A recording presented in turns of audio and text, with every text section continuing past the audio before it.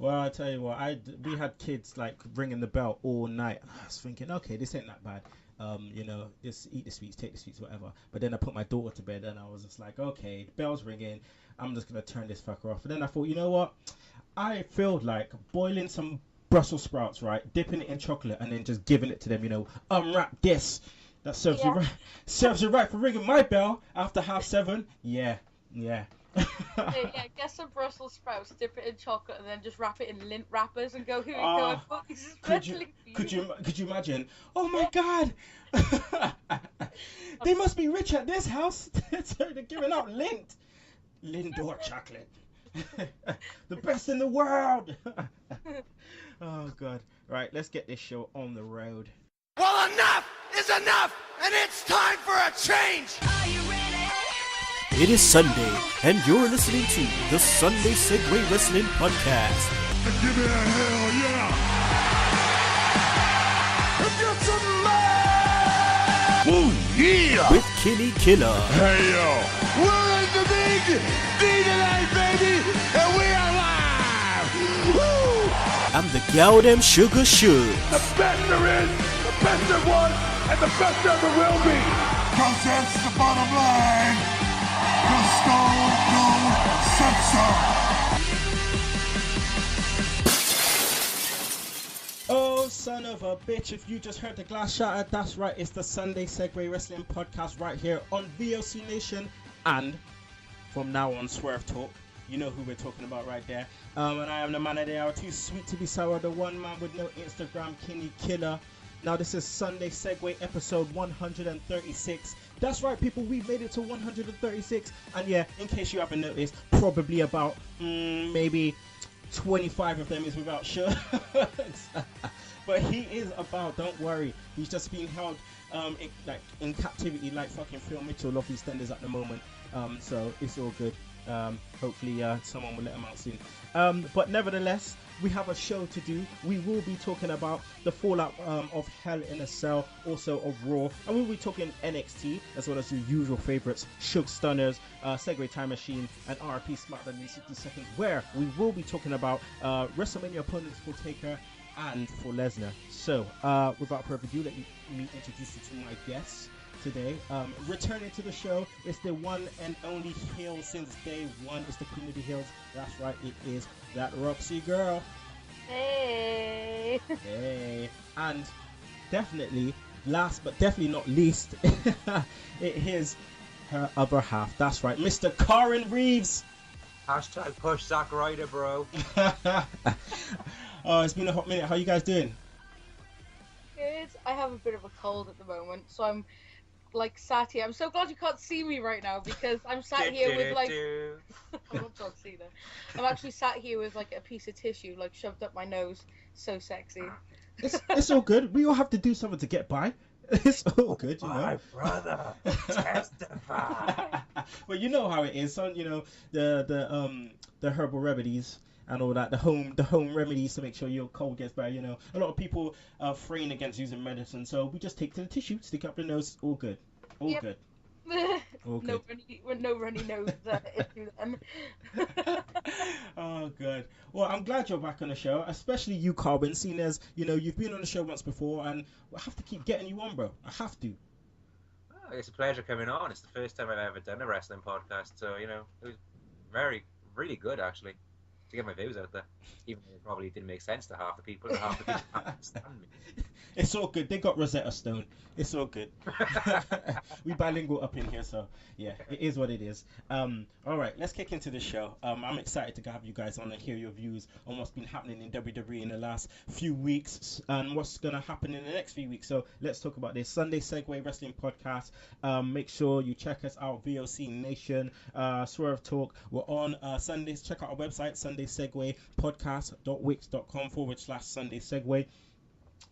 Also follow us on Twitter, that's at Sunday Segue, Segue spelled Segue. Follow us on Facebook, like us on Facebook, message me, do whatever you want, just interact with this mug, please. Also subscribe to our YouTube channel. There's going to be more video content coming up soon, shortly. Also please rate us on iTunes. We're on Podomatic, Stitcher, and don't forget to download that Double Twist player. So shout outs again. If I can't put you all in, sorry about your damn luck, but I will fit you in next week. So shout out to Suraj S. Kumar, Stephen Robinson, that's at Deathmatch Champ, Chad Ryan, Perlin, Pellerin. I'll get that right. Also, shout out to Rhino De Lamore, WWE Asker City, that's at WWE Asker City, and shout out to Catty, that's at KGMN. Also one more, Wrestling Dirty Deeds, that's at Wrestling DD. Guys, any shout outs? No, just basically a shout out to our podcast, which is Offshoot Radio.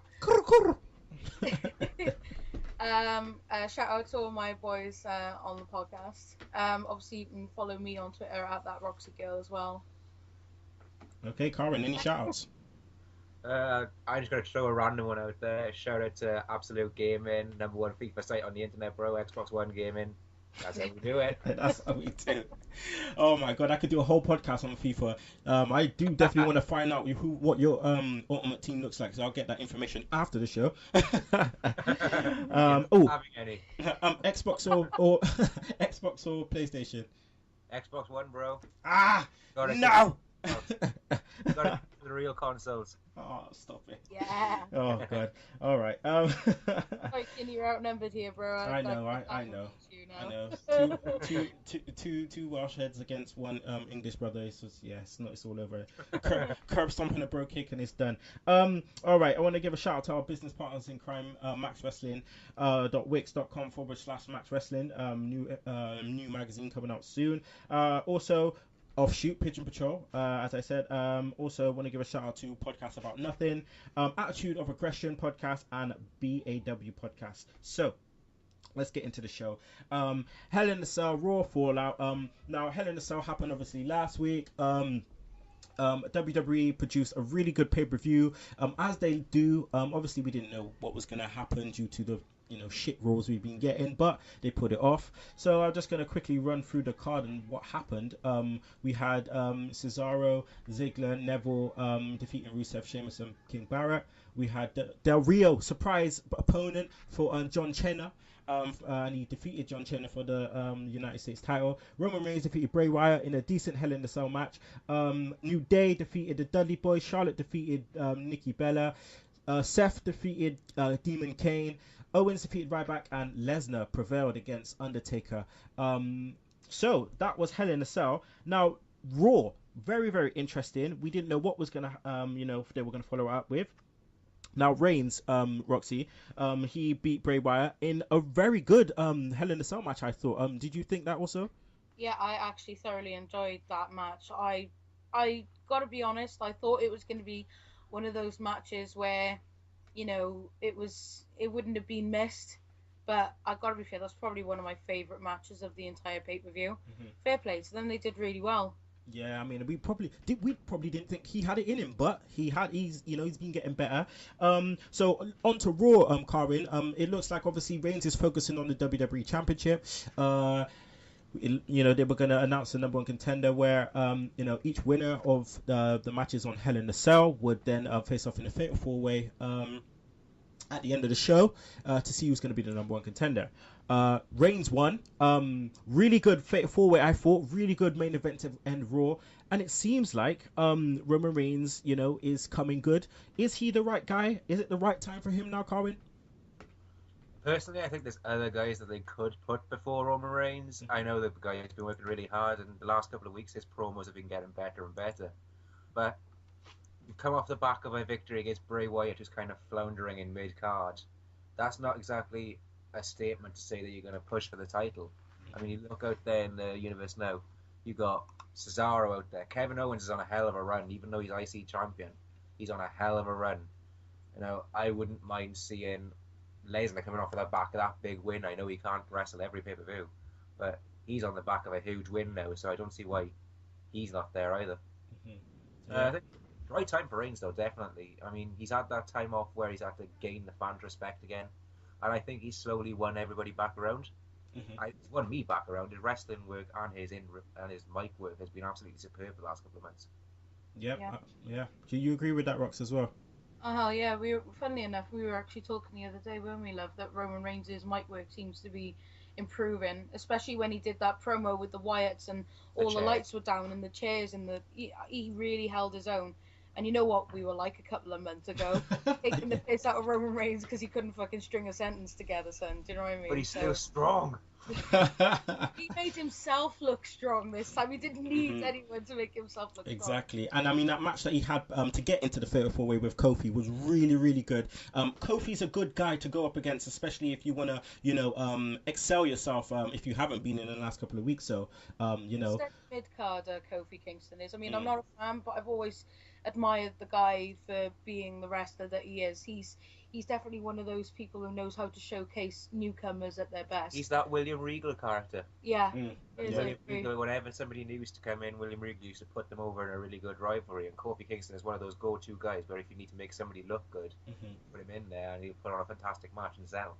Well, as we previously said, Bray Wyatt, he lost to Roman Reigns at Hell in a Cell, but at the end of the Undertaker Brock Lesnar match, we all thought, they were gonna, clap and take her. I thought, maybe is like a send off because previously in the show they talked about 25 years of Undertaker at Survivor Series. So I thought he's gonna get some recognition here, and then out comes Bray Wyatt. They just fuck him up basically and take him to the back, holding him like he's bloody Jesus.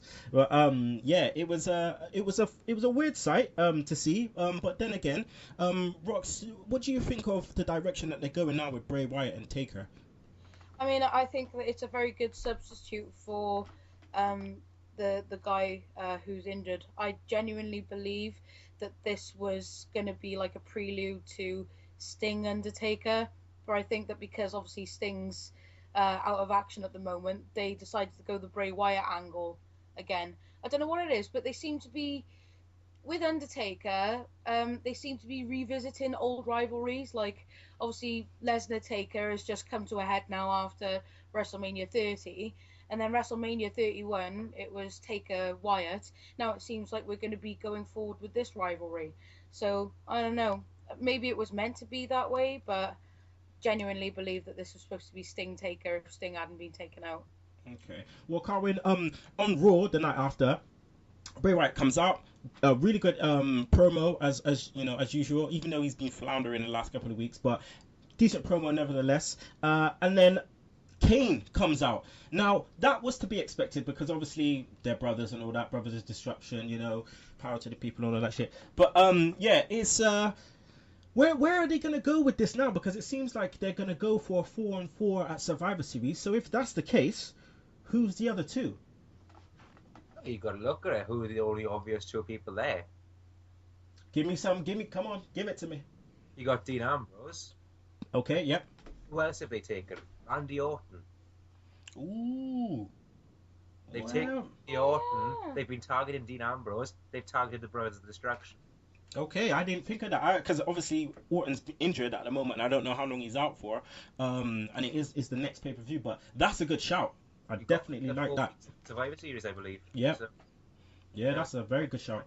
I don't think Eric Rowan is healed yet. I think they've brought him in on an angle because Luke Harper couldn't make it 1 week to Raw. Ah, okay. I don't think he's fully healed yet because we haven't seen him getting into full.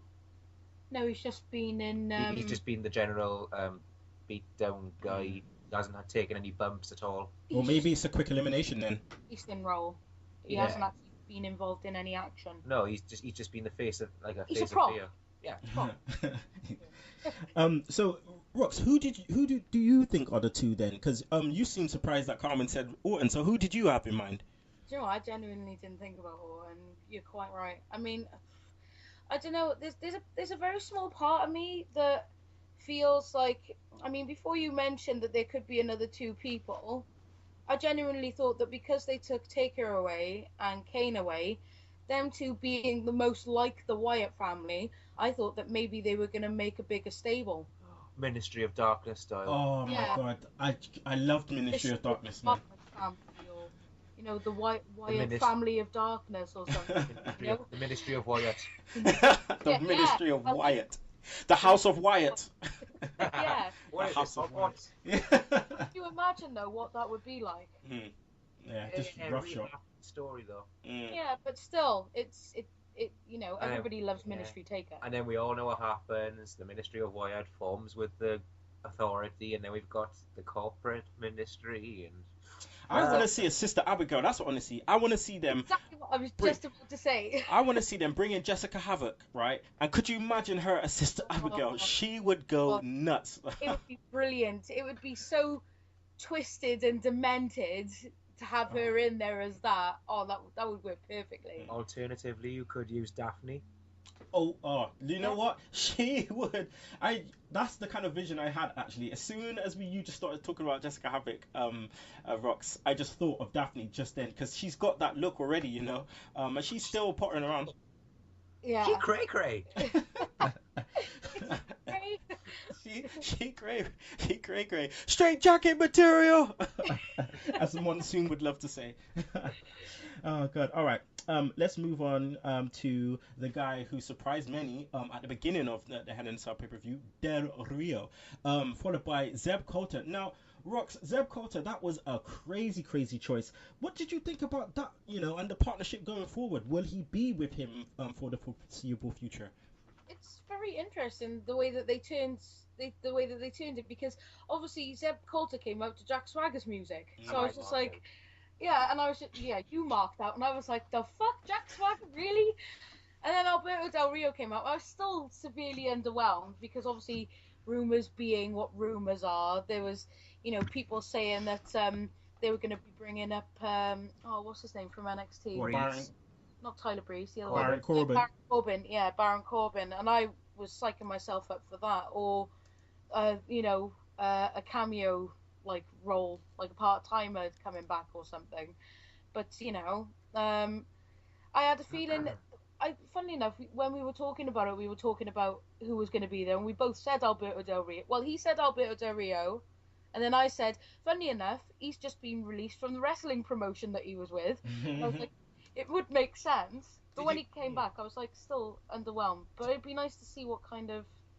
The company he was working for got told 30 minutes before the show that he was working for WWE. 30 minutes. Like, Good 90-day contract rule. Do you know how much he's on? Do you know how much he's on? What? His contract, right? So his contract is 1.45 million downside. All right, that's his downside guarantee, and he's got his schedule's lighter also. Holy shit. Yeah, because they needed a Hispanic star. That was their main thing, and obviously, he's done a great job, I think, Del Rio in his stuff, because he's left and he was a massive free agent. He got all this money doing AAA, Lucha, coming over here. It's just loads of random stuff, and now he's reaping the rewards. But Carwyn, the booking of Del Rio now, because it looks like they're going with this Mex America storyline. On SmackDown he said, I didn't watch SmackDown, but I found out about it. But SmackDown he says he wants a Mex America title. He wants to change it to Mex America title. What's your thoughts on that storyline? To be honest, it's come out of nowhere. I think it's just desperation of the fact that Cena's gone. They've got to try and make something relevant. I mean, to me, apart from Cena's open challenges, the US title is irrelevant. That's the only thing that's made the US title relevant though, is the open challenge. Yeah, that's what I'm saying. Apart from that, there's no relevance to it. I hate to admit it, but John Cena is actually probably the best US champion we've had in quite a long time. Oh yeah, definitely. Like our Sam John Cena. He's the only one that's actually brought any credibility back to that title. Well, moving forward for the US title, the only people I can see facing them are non-Americans. So you got Barrett, you got Neville. But what do you think about the Mex America angle? It's a bit of a weird one, isn't it? If you're gonna do a Mex America one, if you're gonna do a Mex America title, it's kind of like Intercontinental, but just Exactly. It's kind of like that's already been done. Oh man. All right, this is confusing me now because they're confusing me because obviously when they came in, it was Del Rio, Zeb Coulter, which was already a confusion, but we didn't think too much into it because it was the return or whatever. But then the next night on Raw, it just seemed a bit weird. So what we'll do now is we're going to New Day, who are the best thing since sliced bread on Raw. They're the ones that make shit happen at the moment. So New Day retain at Hell in a Cell. what next now? Because I'm hearing that the Dudleys were meant to get the titles, but because the Usos are coming back, it looks like the Usos are going to get a big push to be that top babyface to come back against the New Day. So if the Usos are coming shortly, what do we do in the next couple of weeks before Survivor Series for New Day? I don't know. I mean, they'll probably put them up against the put together stables of, you know, you had like Sheamus, Barrett, and oh God, who's the other one? Who was it? Sheamus, Barrett, and Rusev. Sorry, yeah. And then you've got like Neville, Ziggler and Cesaro. I think that they'll probably, just for the time being, just utilize them with one of those two, you know, thrown together factions for the shit of it. Do you know what I missed about the tag team division? What? A genuine #1 contender, because anybody gets a shot these days. Yeah, I know what you mean. Like, there's no like battle royal or something to have a. There's not. Yeah, I know what you mean. Tag team turmoil. It's quite possible, maybe, that they. It's not quite possible, but it's a viable storyline to put them actually in the Survivor Series match. Yeah. A good way to utilize them, because they are quite over, aren't they? I'm just gunning for New Day versus Wyatt family at the moment. Oh, that would be crazy. For it to happen. Okay, Carwyn, what about if the Dudleys bring in Spike and then you have a 3-on-3? Does that interest you at all? Nostalgia wise, brilliant. Wrestling wise, there you go. He could never wrestle. I'm sorry. I could never wrestle. He was basically that guy where you chuck through a table just to touch. We need someone to go through your table. Spike! Let's just get him spiking through a table. We need somebody to get Swanton bomb through a table. Spike! Oh man, cruelty that WWE used to play in the Attitude Era. Shame on you. All right, Carwyn, Paige. Now Charlotte beat Nikki Bella at the pay-per-view, and then next night on Raw, we had a 3-on-3 match, which we seen a full turn, the actual full turn of Paige. What did you think of the way that she turned? And is it time to break up all of these women now? Oh, it's been time to break the women up for a good couple of months now, to be honest. First couple of weeks of the Deepest Week Revolution, wow, amazing, good stuff. After that, not so much. I mean, it's time to unleash Becky Lynch, Charlotte, and Sasha Banks, and I'll even classify Natalya in that group. I think Natalya is an amazing wrestler. Agreed. But as far as Paige goes, it's been coming for so many weeks. It's, her new gimmick is essentially crazier than she's ever been, which is quite a statement. And it's just Paige being a natural heel, I guess. I love Paige, but I don't know. I feel like they're trying to eclipse AJ Lee's character with what they're doing with Paige at the moment, and they're not doing a very good job of it. No, not at all. It's a bit wishy-washy. All right, so before we go to a break anyway, Rox, I want to ask you about the mid-card, because the mid-card is just a bit crazy about at the moment, a bit, it's just bland, there's nothing happening. Even though they're having good matches, it just don't mean anything. I'm talking your Cesaros, your Nevilles, your what's it called, even the Tyler Breeds, the Zigglers, and so on and so on. But do you think that they could resurrect something by having the mid-card being led by Kevin Owens and the IC title? Yeah, I think that they could. I mean, Kevin Owens having that IC title, I think, is it's what's best for business, I think, at the moment. I mean, I don't think that there's anybody else on that roster that's due to have that title. I mean, I'd like to see Neville take it off him. I'd love to see Neville Owens. But, the good thing is that the mid-card is there at the moment. It seems like a filler-type situation. Well, I guess that's what mid-cards do, isn't it? They're good wrestlers, but they're not big enough for WWE to push them, which is a shame, because you can get some of the best mid-card matches, ever if you put your mind to it. I mean, NXT, in my opinion, is made up of mid-carders, and they shine. But when you're playing with the big boys on Raw, it's just a little bit disheartening to see them the way that they are. Yes. But like you said, it is a little bit slapdash at the moment. It's kind of like they don't seem to come to nothing. I just want to know why it is. True. True, I definitely feel what you're saying there. But speaking of Tyler Breeze, we put out something on our Facebook. The question was, Tyler Breeze has now made his debut on the main roster, now being paired with Summer Rae. Segheads, what were your thoughts about his chances on the main roster? So we had some replies. We had Darren Dyer. He says, my fear is that Vince will listen to Kevin the Dick Dunn's idiotic opinion on NXT talent, and he'll get the Adam Rose Bo Dallas treatment. Breeze is a guy who I think Triple H has a lot of faith in due to who we've seen him face in NXT, especially when it comes to facing a legend like Jushin Thunder Liger. I hope that he has a stellar career, but sadly, the main roster promotion may end up being the worst thing for former Mike Dalton. We also had Master of the Top Rope Elbow, Steve Dawson. He says, as talented as he is, I can't see him getting much past the lower mid card. Male model isn't really a gimmick that gets very far these days. I think being paired with Summer Rae, who isn't as bad as everyone says she is, could be fun to watch. I hope he will get main roster success, but I wouldn't be surprised to see him spend large periods floating around and not doing nothing. So Segheads, I don't know if you share the same sentiments, but please message in, email us at sundaysegue@gmail.com. We're about to go to a break. We'll be back with NXT. But in the meantime, in our break, I will play a promo that was part of the promo championship run by maxwrestling.com, .wix.com, sorry. So you probably heard it earlier on VOC Nation, me against David Gillam, and my opponent was Finn Balor. So if you want to hear the promo, you ain't gonna have a choice because you have to hear it in the break. So we'll be back in 2 ticks, so don't you miss it. Finn. Or should I use your shoot name and call you Fergal? Now, let me tell you something, Fergal. There's a difference between someone that's scared and someone that's not. And people are often scared and afraid of things that they don't understand. Like The Matrix.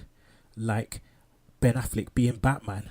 Like the nasty green thing at the end of my toe, which I still don't know what it is, but I digress.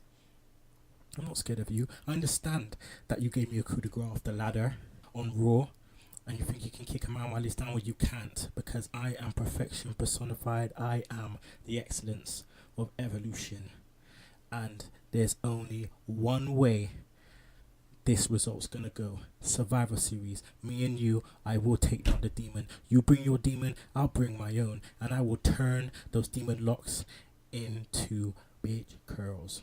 That's right. So let me tell you something now. I have one thing to say. Actually, I'm gonna let my son do it for me. Tell Finn what you think of him, son. Finn Balor, you're getting down. And if you don't like that, well, you can choke on that, slap nuts. Woo! And we're back, people. Hope you like the promo. That's right, little cameo by my son at the end there. Finn Balor, you're going down. That's right. My son had to get it. I had to rope him in there. He was happy to be, to do the promo, spit some bars on Finn Balor. But yeah. NXT, we're going to talk NXT now. It's episode 136, and I'm here obviously with Carwyn Rees and Roxxi. So without further ado, let's go into it. So guys, have you watched NXT this week? We haven't, but we do know what's happened. Spoilers. Well, let's just go into it. So on the show, we had Emma versus Shazza, who's an international talent, another Australian. It seems that we're having many Australians on the show.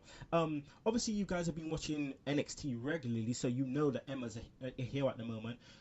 Roxy, what do you think of Emma's heel turn? I think she makes a better heel than a face. I'm glad that she dropped that whole, stupid dancing gimmick and the bubble shit. Fair. I was never really a fan of that. I think that she pulls off being a heel quite nicely. It's very convincing. Carwyn, I think it's definitely important for WWE or NXT to bring in a lot of international talent. Do you see them signing any of these women that they're bringing in at the moment, like your Shazzas and your Kaylee Rays and your Evies? I can see them being pretty damn good in WWE, to be honest. I mean, you look at the depth of the deep division at the moment, you don't have any, to be honest. You've got those 4 women, you got 3 women that came up, Sasha Banks, 4, Becky Lynch, Sasha Banks, Charlotte, and you got Paige. Then you look down, who can honestly say these days that they're interested in the Bellas? Yeah. Anybody? Not Alicia Fox is the most irrelevant diva there has since. time began. You got. She's definitely the best jobber ever, isn't she? You've got Tamina, who's basically. She's a walking just disaster, putting people on the shelf, just like. Oh yeah, she is just like a blend of the Usos and Roman Reigns. Yeah. Then you got Eva Marie. Don't. Started. Don't. And then they're not even pushed. I mean, Nia Jax could have gone straight up to the main roster. You know. Yeah. They need to I drop. agree. Sorry, I forgot two. Cameron and Naomi. What the fuck? Just what the fuck? This resembles my white flag. Just give up on those guys. Yeah. Mm-hmm. They've got so much talent coming in now, you're all over the world. It's about time they actually started utilising this talent. After this, we had Jane Storm doing a promo, which was a really, really good promo with Tom Phillips. What happened to Tom Phillips, I do not know. But yeah, he's a good interview promo with Tom Phillips. Now, Jane Storm, Carwyn, that was an interesting one because obviously he's not signed anything yet, but it seems like the way he's going, he will probably sign. Now, would that be a bit of a coup for NXT? And he would be stupid to go back to TNA, wouldn't he? Well, that's an amazing coup for NXT. James Storm has been at the top of his game for the last 3 or 4 years in a dying company, and it's been a damn shame watching him in that company, to be honest, because he's so much better than what TNA was outputting. It'll be great for NXT because not only will he be an active competitor, but I reckon he'll bring a lot to the table in terms of training, mic work. He's been at the top of his game, as I've said, so those guys are going to really appreciate somebody like him coming in. It's an amazing scoop for NXT. Well, Rox, what would you think if Bobby Roode followed suit? Oh my god, I would fucking mark out.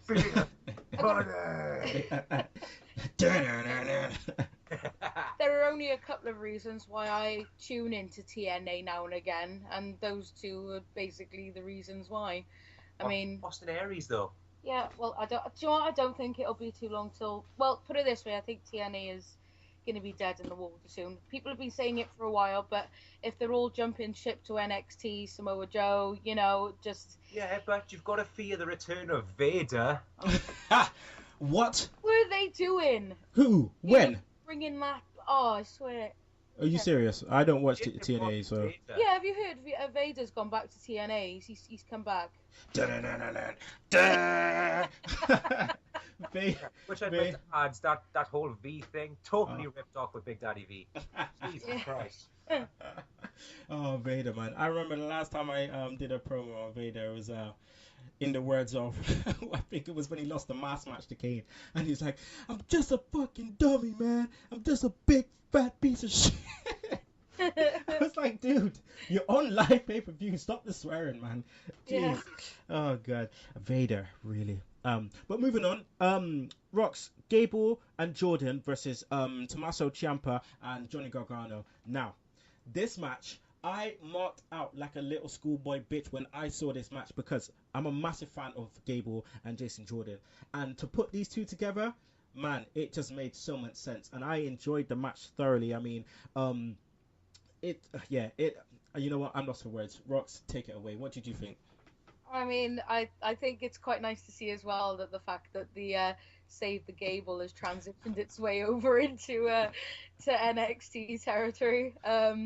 I can't help but watch Chad and Jason and not think world's greatest tag team. It's very hard to not think, of them because they are pretty much styled after them. But if I'm going to be quite honest, I think that they are a little bit more talented. World's greatest tag team were good, but I genuinely believe, I don't know, they just seem to be a little bit more on the pulse. Think of the timing of it, though. Kurt Angle's his contract's due up, and he's possibly coming back. And who have they got coming through NXT? The world's greatest tag team! Well, speaking of Kurt Angle, he signed with Bellator. The fuck? He signed with Bellator. Angle versus Ken Shamrock. Oh, dear Lord, have mercy. That's what I'm talking about. But Gable, he reminds me so much of Angle to the point where it's like he's so natural. It's just like, jeez, he just comes in and the promos great. In the ring, absolutely great. The little towel thing he has, it's just ready, Yeah. William and Gable. It's just amazing. Jason Jordan. WWE have loved this guy for so long. That's why they've kept him around, because they've waited for him to have the right gimmick, or to learn as much as he can, because he's got the look. Yeah, I'm just happy for them both. And I could definitely see them making moves to the main roster. But obviously they have to win the tag titles first. I reckon in NXT anyway. But they're so over. Nia Jax, she faces off against Kaylee Ray, British independent talent, or I should say Scottish independent talent. Better clothes for Nia Jax this week, because last week her clothes were shocking. It was not flattering at all, and they should be able to, WWE are usually good at dressing people in terms of their gimmick, and I feel like there's a massive disconnect. I don't know if you feel the same, Roxxi and Carwyn, but I feel a massive disconnect with what the video promos portrayed compared to her in the ring. Yeah, it kind of does a little bit. I mean, she seems to be, I don't know, I don't know, she seems to be a little bit more badass, maybe, in the ring than she does in the promos, personally. It's like they've crossed Tamina's ring gear with Awesome Kong's. It's like rather out there in a way, but it's just so pointless and stupid. I mean, speaking as a plus size woman, I don't understand the whole plus size women need to be put in leather kind of. No, neither do I. It doesn't make any sense to me. It's like, yeah, okay. Here's some chafing. Yeah, yeah, exactly. Do with it what you will. I mean, but they are obviously missing, that I don't want to use the word beast when I'm talking about the women, but I mean they're definitely missing that big presence, you know what I mean? And obviously they saw something in her. But I just still can't help and feel that they're missing a trick with people that the likes of Jessica Havoc and the Alpha Female, you know what I mean? Like, they're ready-made gimmicks that are there to kind of just destroy the whole women's division, and they're definitely missing that kind of, could you imagine, Bayley's the underdog, and they have her up against someone like that? Like, that would be crazy. Yeah, you know? I think. I mean, if you bring her in, obviously you're going to have a huge roster dominance. Bring in somebody like Jessica Havoc, you bring her in, you're gonna have huge roster dominance. But where do you go from there? Yeah, true. Good question. I like that. You bring her in, she destroys everybody, and then once she's gone through everybody, what have you got? But I think that, like, saying that, I think that since Charlotte and like Sasha Banks have moved up, NXT is definitely missing an alpha female role. And usually, when you're gonna be an alpha female, it usually does fall to the thicker set woman, you know. But they just need to put over her power in the promos, not just by her size, but in the promos. I agree that. I don't like her smiling either. No, that's a bit weird. I don't get it. It's Sister like... Abigail. Oh man. But Nia Jax did dismantle Kaylee Ray. So yeah, I don't really like the finisher either. But yeah, she's doing what she's doing. She's jobbing. It is what it is. Then we had Dash and Dawson meant to be going up against Enzo and Big Cass. They just ran down and just while Enzo's doing his entrance promo, they just took him out. Loved that. That's the best time to do it. Get him off his game, take him out, and they just dealt with Big Cass. I'm very, very impressed with Dash and Dawson and the way they're coming across at the moment. And it looks like, Carwyn, that they may be going after the titles because it has to be a hill to defeat the Vaudevillains. What's your thoughts on Dash and Dawson? Very good tag team. It's one of those tag teams where you'd be missing. It's one of those tag teams, it's Lance Cade and Trevor Murdoch written all over it. It's those outsider, rough and tumble look guys that will beat you up without even thinking about the consequences. It's really good to see these guys actually improving not only their in-ring work, but at first I thought their tag team work was very sloppy. But they've come along so well now. I mean, I'm not as big a fan as Enzo and Big Cass as Roxy is, but I do appreciate their work. But Dash and Dawson, to me, that seems the right time to put them over Enzo and Big Cass, because they're one of the only heel teams in WWE at the moment, including NXT, that has some credibility about them. Yeah.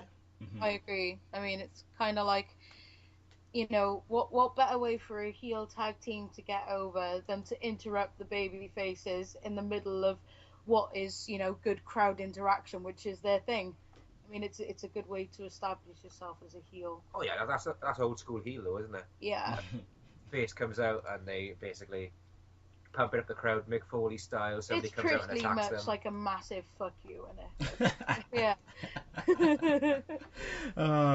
All right. Then we had the main event. We had Samoa Joe versus Breeze. Rox.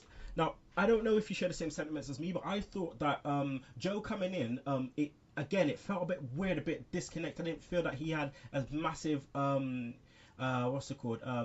His appearance didn't take too much to the crowd too quick. But now he seems to be coming in his own and being himself a bit more. You know, the setups, the set moves to the muscle buster and so on and so on. The dives for the ropes and all of that kind of stuff. Do you feel he needs a good feud, like a drawn out feud? Yeah, he needs to have a really long and substantial feud. It's a bit of a shame because obviously him coming up from TNA, you would have thought that he would have had a bigger pop than some of the guys that have come up from the indies. But what a lot of people don't understand is that the NXT crowd are a very dominant indie crowd. They appreciate people that have come from nowhere to go to somewhere than people who have already made it and have just come in. Don't get me wrong, the pop for Samoa Joe is huge, but because he's such a big star, he needs to work that little bit harder in order to prove himself. Whereas guys from the indies, you've already made it when you've gone to NXT. Mm-hmm. So yeah, he needs to have a decent feud with somebody, but I mean, I can't really think of anybody off the top of my head that I could really put him against. I mean, Corbin, no, you couldn't really. Well, I mean, Carwyn Lee... Things a bit disjointed. Sorry, I didn't mean to interrupt, but no, that's cool.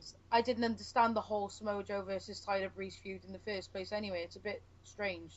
I think it's more of a thriller because obviously I think that the Joe Balor feud's obviously coming up.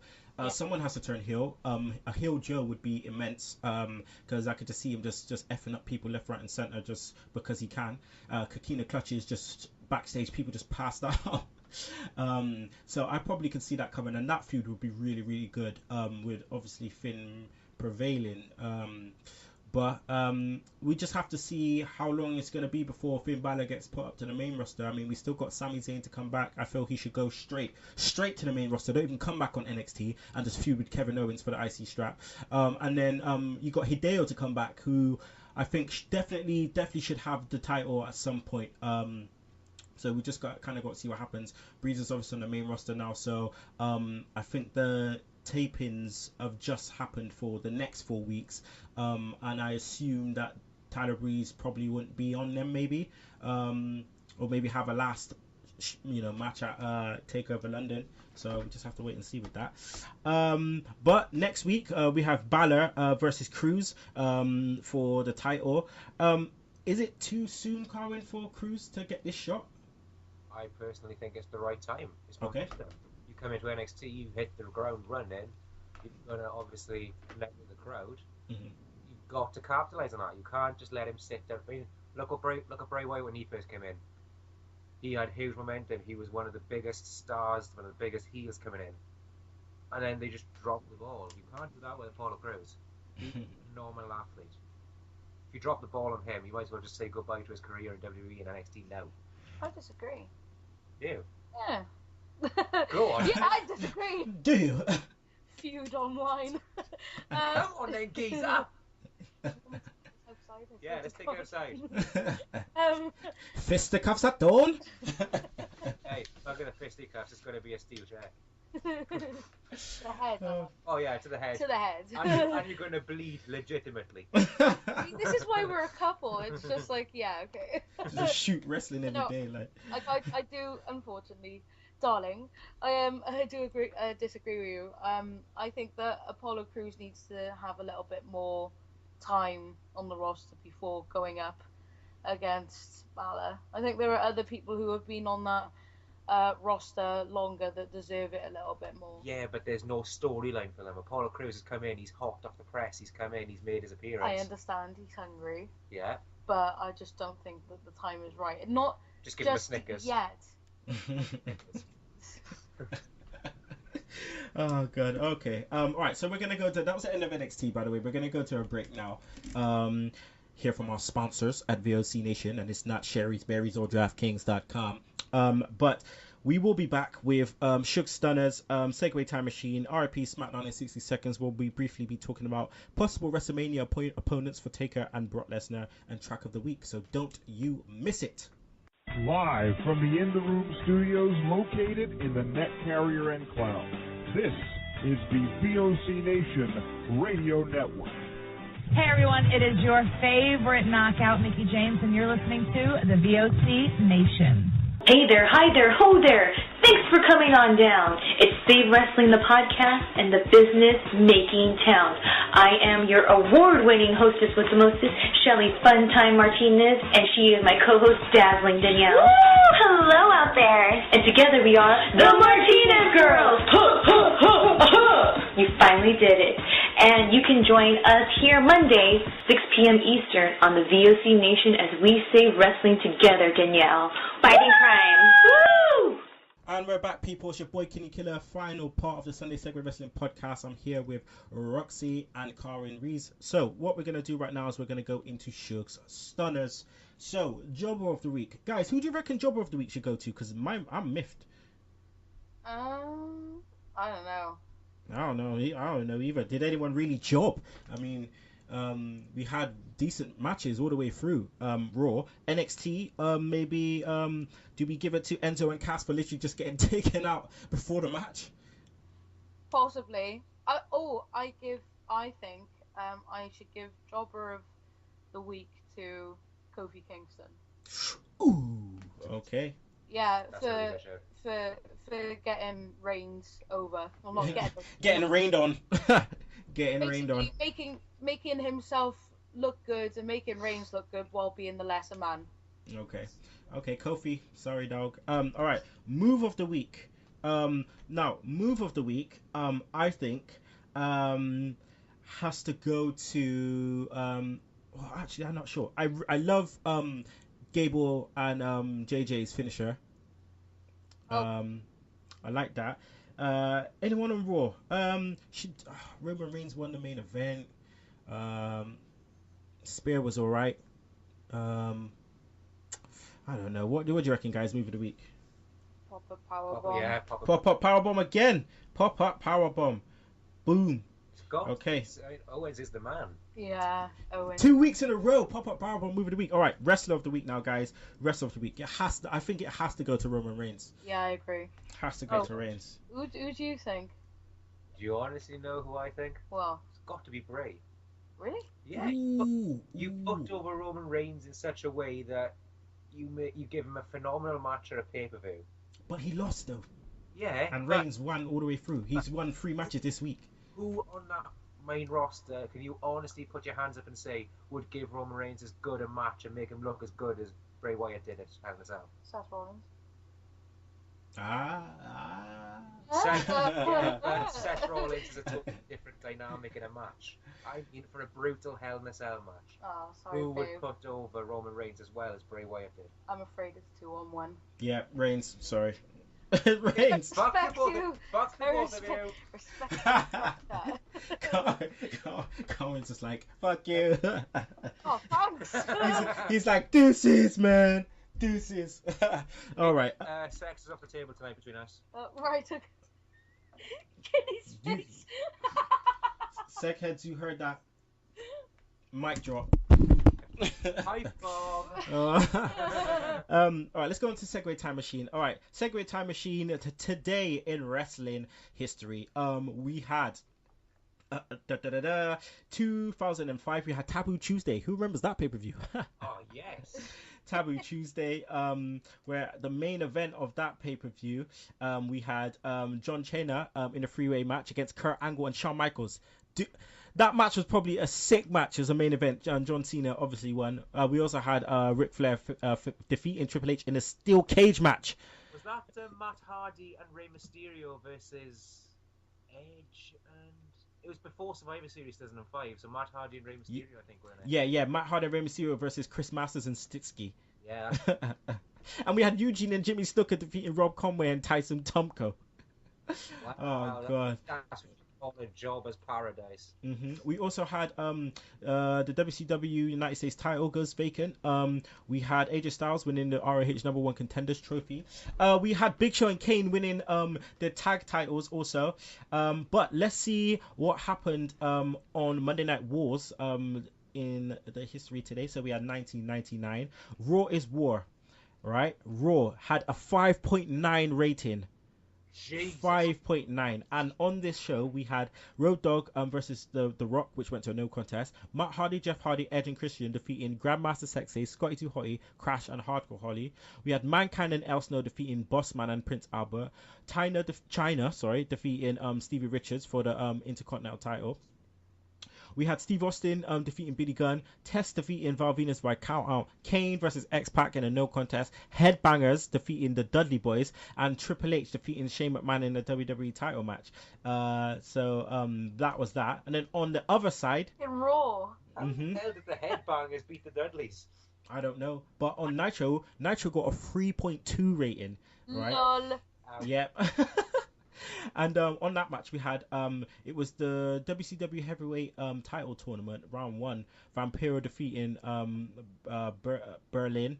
We also had Lash LaRue defeating Ernest the Cat Miller. Buff Bagwell defeating Stevie Ray. Kurt Hennig defeating Disco Inferno. We had a 3-way match, Barbarian and Meng versus Norman Smiley. Eddie Guerrero beating Perry Saturn in a steel cage match. Lex Luger and Sting defeating the Filthy Animals. Jeff Jarrett defeating Booker T. Medusa defeating Evan Courageous in the heavyweight title tournament. Benoit defeating Dean Malenko and Scott Hall defeating Sid Vicious. So that's what we had there. Also, let's see if it's anyone's birthday. Shout out to our former interviewee Tyler Rex. It's his birthday. Happy birthday, Tyler Rex. Also, happy birthday to the one and only best manager, announcer ever, the one Bobby Heenan. Happy birthday, Bobby. And that's Segue Time Machine. Okay, so quickly, one opponent for each of you guys to shout out. Who's gonna be the opponent you reckon for Taker at WrestleMania? Rox. He's well enough. Kane. Sting. And who do you reckon, Carwyn? Kane. Jeez. Retirement Okay. match. Retirement. All right. Both of them Hall of Fame. And Rox, who do you reckon is gonna be Lesnar's WrestleMania opponent? God, that's a hard one. That is really hard. I wouldn't know. Carwyn, shout out if you have it straight away. Finn Balor. Finn Balor. Okay, Rox. Kevin Owens. Oh, could you imagine? Could you imagine? Cesaro. Could you imagine? Cesaro, yeah. Suplex Fest. That would be nuts. All right. Well, that's the end of the show, people. That is the end of the show. Man, I just want to have say a massive thanks to Roxy for coming on. Please let the people know where they can find you on the Twitter. You can find me on Twitter at that Roxy Kill. And I want to say a massive thanks to Carwyn as well for coming back on. I'm just going to get you on like as much as I can, really. So, let the people know where they can find you on Twitter. That's at skillet_Wales. There you go. So next week, we should have Kieran Smith on the show, Scottish lad. And we should have the Cookie Cutter podcaster himself, Mr. Michael Cook. He will be on the show, people. My partner in crime for the Retro Roundtable. So track of the week this week will be the WCW theme song. And if you don't like that, you can choke on that, slap nuts. Woo! Woo! Woo!